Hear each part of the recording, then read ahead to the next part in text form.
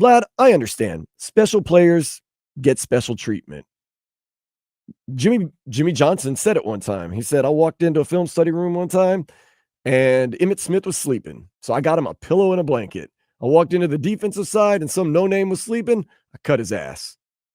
Players get special treatment. But the problem was this with guys like Tyreek Hill, who we know get special treatment, and Jimmy Butler, who we know gets special treatment. If you're willing to give that special treatment, you also have to take the bad side of it too. The entitlement,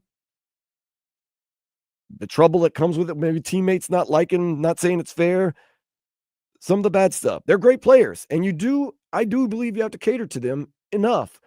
But what comes with it is you get stuff like that. You get mouthing off. You get Tyreek Hill saying, I want out of here. And you get Jimmy Butler saying, I want out of here. You get Jimmy Butler flying on his own flights and staying in his own Airbnbs with his friends. And then when things start getting too nasty, they want that special treatment still. And now you're saying you don't deserve the special treatment. Well, Vlad, you can't give and take. If you give, you got to give. You can't take it back. I learned that a long time ago. One time I was a program director at a station. They said, go tell this guy that in about a month or two, we're going to make him assistant program director. I said, I'm not doing that. And they said, well, why not?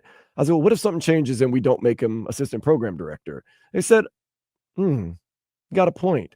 Because if you tell somebody that they're going to get something, or you do give somebody, you can't take that back. And lo and behold, the guy didn't get the assistant program director position. I said, it was smart of me not to go tell him that, right? They're like, yeah, good thing you didn't tell him. But you start doing, it's like in a relationship, and it is a relationship which you have with your players, your coaches, your organization. When you get into a relationship and your girl has a problem with, I don't know, Vlad, something that you do, maybe you take too many smoke breaks. In fact, she tells you at the beginning, you know what? If you're going to be with me, I'd prefer if you don't take smoke breaks. You have to nip that in the bud and say, no, I'm not. I'm literally going to fire the bud. No, well, but you go to her and you say, look, this is something that I do. This is something that's valuable to me. If you don't like it, you need to go. And then you take it from there. But if you, for the first month of the relationship, stop taking smoke breaks and then start taking more smoke breaks after a month, she'll be like, wait, what are you doing? I'm like, I'm taking a smoke break. No, you don't take smoke breaks anymore. Yeah, well, I mean, I was kind of doing that, just to appease you. But now that we're kind of Yeah, I comfortable, was doing it to GTD. nope. Cut it, nip. You got to set the precedent, set the standard from the get-go. If you're going to give Jimmy Butler all this special treatment, you have to give Jimmy Butler all this special treatment. So was it a little dirty what the Heat did in making him basically saying that he has to fly with the team and stay with the team now? They've already set the precedent that, Jimmy, you can do that. You can do your own thing. But now you try to change it? I don't know. That's a little dirty by the Heat, I think.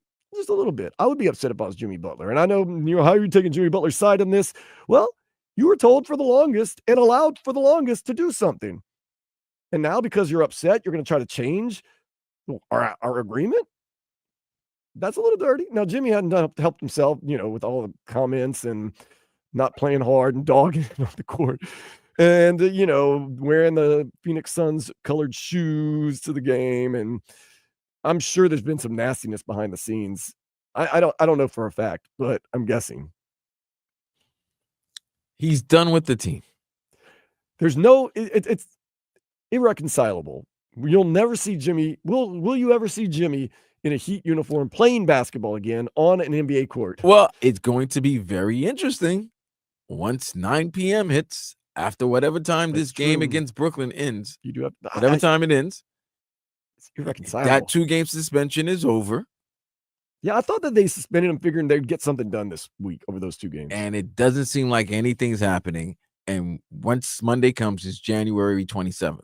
So that literally means we're going to be 11 days away from the trade deadline. And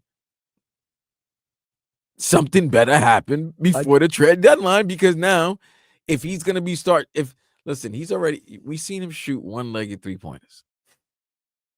We see the man completely separate himself from team huddles. Not playing the fourth quarter. Okay. That's a Spo thing, though. Everybody is sick and tired of the situation, and nothing right now is happening. It'd be really good for both parties. if they just have Jimmy just separate, just be like, look, sit at home, you're gonna get paid. Let's just have a talk with the union. This is not good for team because when you're getting suspended because your conduct detrimental to the team, he's doing that conduct because he wants to be out of your team. Yeah. Could you see an instance where Pat Riley, being Pat Riley, hard-headed, stubborn, I'm going to do what I'm going to do. We've heard that first Jimmy says, I'll play for anybody but the Heat.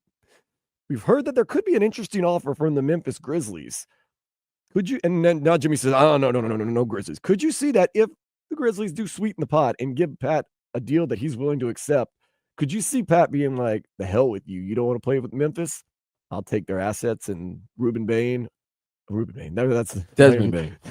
I would love Ruben Bain on this basketball team, man. I don't know how good he is on the three-pointer, but Desmond Bain. He said Ruben Bain. That's great. Ruben Bain Jr. But let's say Pat Riley likes the deal from Memphis. Could you see him being like, screw you, Jimmy? So what's the deal with Memphis? Because these are the guys I always thought that. But then Memphis. Brandon Clark is a player from Memphis that I always like, right? Desmond Bain. Bain's good. Desmond Bain's good. I think Bain, but he's not Ruben. Desmond Bain, and I think Tyler Hero as a backcourt would be deadly. Scottie Pippen Jr. is a really good backup point guard. He's a really good guard. Could use a point guard. Shoot. Try to get yourself Luke Kennard. Mm-hmm.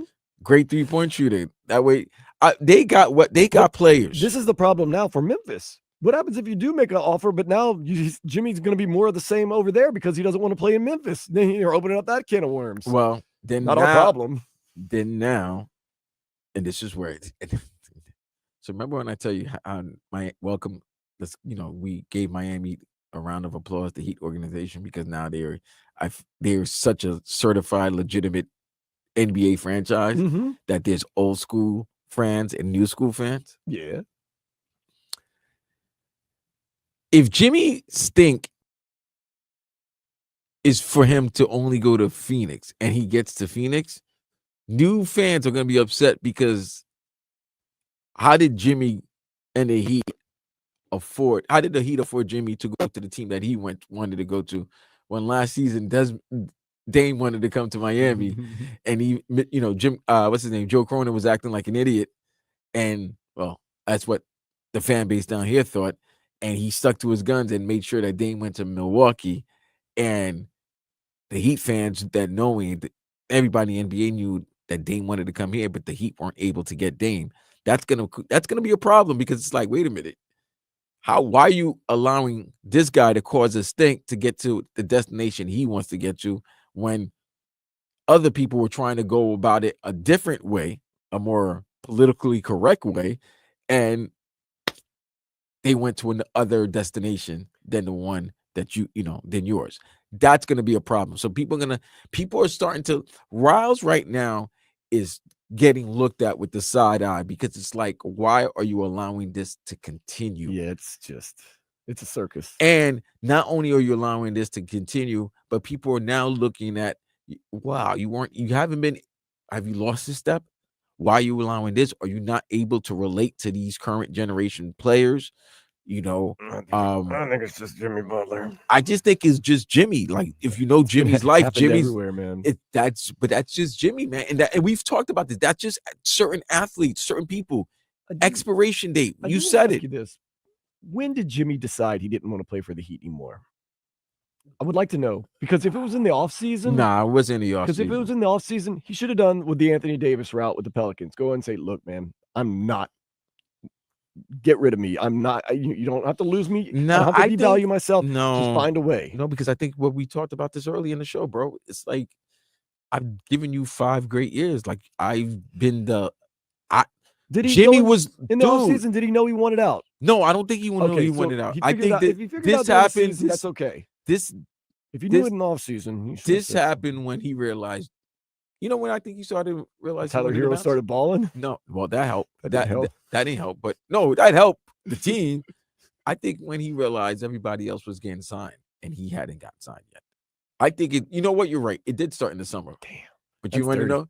It started in the summer. I think when Bam got signed his extension. Yeah. When Bam got taken care of before him, I think he started to realize, all right, I'm not gonna. This relationship is about to end, and You start hearing the words, you know, and obviously there's probably been conversation with his agent and Pat.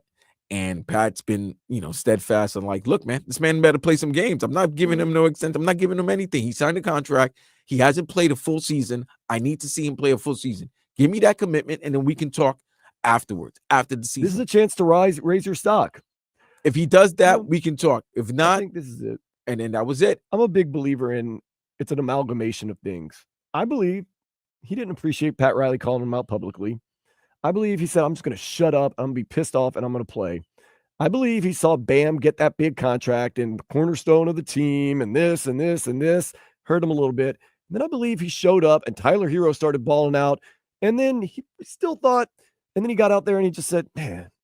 He saw where the course of the team was changing. And we've all done that, Vlad. No, I'm going to go into there and I'm going to do this and I'm going to be doing it. And then you get there and you're like, nah, man. Fam, it happens in any situation. Yeah. Listen, hey, sometimes you could be a nurse, 20 years experience.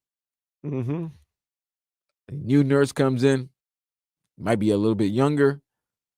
You know what I'm saying? Yeah. They're younger, but they have experience. Maybe not experience as you, but they're younger. It doesn't matter. In any type of job, a younger, better version is always going to be and sometimes you just don't have the heart better than the older version. I think Jimmy started the season believing, like, I do want to play. I am going to show them. But then you get there and you say, but you start seeing, but you realizing that, oh wow, Tyler's taking a different. Young Tyler has taken a step, and he's maturing. Offense is different now, right? And I'm not getting paid. Guess what? There's 3 All-Stars now instead of 2, because it was always Bam and myself, but now there's 3 All-Stars, and Tyler's really shown up. It stepped up. Yep. Bam's been paid. He's the captain. Bam isn't going anywhere. That does hurt. If you believe you're the best player on the team and they give somebody else all the money they want and make them the captain. He's drafted. And I know, but I'm just saying, it still hurts. No, I know. Listen. That's why I know he's getting ripped for this. And sometimes he deserves to be ripped with some of his comments and everything. And I know people may not like the message, but I respected the fact that Shaq, he didn't take Jimmy's side, but he was just explaining Jimmy's side from a side because he's done it before himself. I told him to lose weight. Right. He's been through this before. So you got to understand, he said everything is from the player side, you'll always look at it from the outside. Yeah. Oh, they're wrong. How are you going to do that? You guaranteed money. I was getting paid millions. Right. Okay. But you don't it's like, oh, listen, guys, guess what? I've never made $49 million a year. But you know what? If I know I can make $49 million a year, and then I know that, well, there's $60 million also waiting for me out there, guess what I'm going to do? I'm going to try to do everything in my power to get that $60 million. You know what you're worth. Even though I have $49 million. I know, yeah. $11 million. Why wouldn't I? If it's out there for me to get it, I can understand. Now, are there ways for me to get it? Yeah. Absolutely. Is there better ways for me to get it? Possibly. But that's why this situation is asked.